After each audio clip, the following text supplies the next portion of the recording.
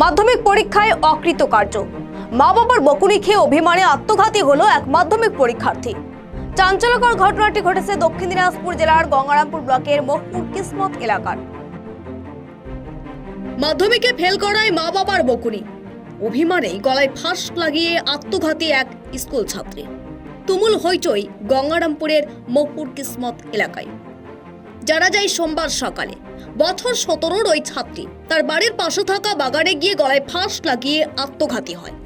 সাত সকালে যা দেখতে পেয়ে কান্নার রোল পড়ে যায় এলাকায়। এদিকে এই ঘটনার খবর পেয়েই এলাকায় পৌঁছায় গঙ্গারামপুর থানার পুলিশ। এরপরেই পুলিশ মৃত ওই ছাত্রীর দেহ উদ্ধার করে ময়না তদন্তের জন্য নিয়ে আসে বালুরঘাট পুলিশ মর্গে। ঘটনা নিয়ে শোকের ছায়া নেমে এসেছে এলাকায়। মৃতের আত্মীয় কমল রায় বলেন, সাত সকালে এমন দৃশ্য দেখেই সকলেই বাকরুদ্ধ হয়েছে।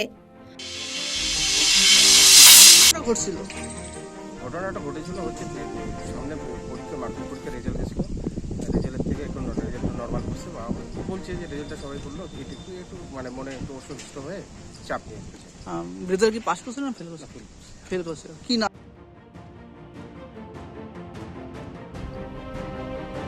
দক্ষিণ দিনাজপুর থেকে সীমান্তের কথার বিশেষ রিপোর্ট।